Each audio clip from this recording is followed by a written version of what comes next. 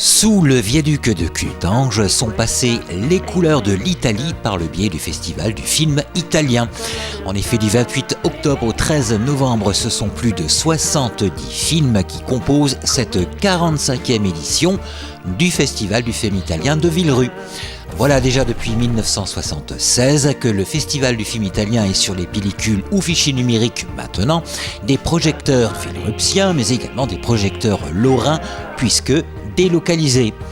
En effet, la délocalisation du Festival du film italien a également déposé ses projecteurs à Clutange. Effectivement, c'est la 5e édition de ce festival décentralisé du film italien de Villerue.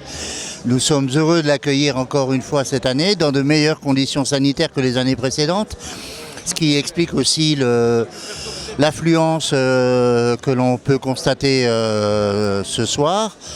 Nous avons le plaisir d'accueillir le consul d'Italie à Metz, qui nous a fait l'honneur de sa présence. Je crois que vraiment la présence italienne dans cette région a été quelque chose qui a donné beaucoup de richesse à la région et grâce aussi bien sûr à l'accueil que les Italiens dans le passé et aussi maintenant reçoivent par la société de cette belle partie de la France. Cette 45e édition, où le 7e art Couleur Italie a débuté, samedi 12 novembre salle Stirn, où une exposition attrait à l'immigration italienne fut mise sur pied par l'association Au fil du temps, la bien nommée. Nous sommes arrivés, nous les Italiens, depuis les Italiens du Nord, fin du 19e, début 20e, les Italiens du centre dans les années 60, et nous sommes venus parce qu'il y avait ici, c'était un Eldorado. On a travaillé, on venait pour travailler et il y avait du travail.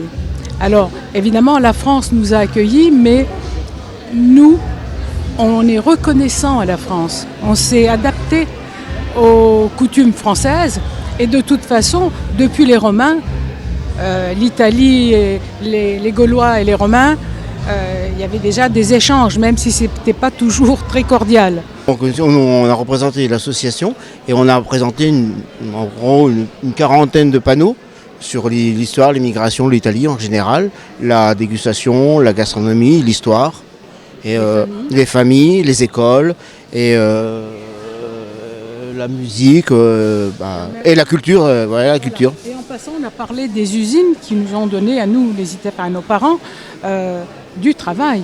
Et c'était important ça. Au programme des festivités, produits italiens et les désormais incontournables gnocchis à Clutange pour faire chanter les papilles gustatives aux accents des différentes régions de l'Italie. Et à propos de chansons, s'est exprimé tout le talent de la troupe de Marie Sambora qui donc enchanta tout le public avec notamment les grands standards italiens.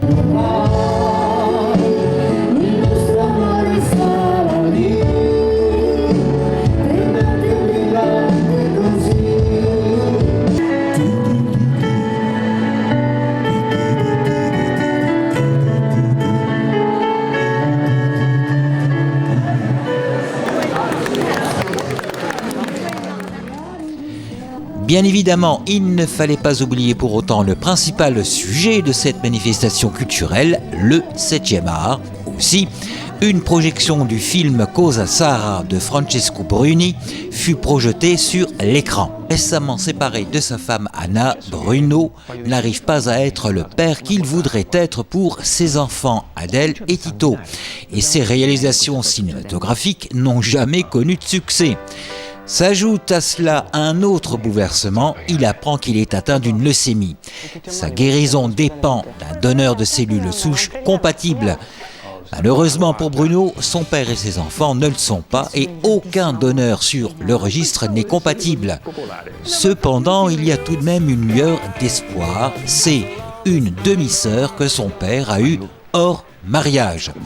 Ils ne se connaissent pas et pourtant tout les lie, mais jusqu'à quel point? Un peu à l'image de ce festival, bon nombre de choses les lient effectivement, tout comme la vallée de la Fensch et l'Italie.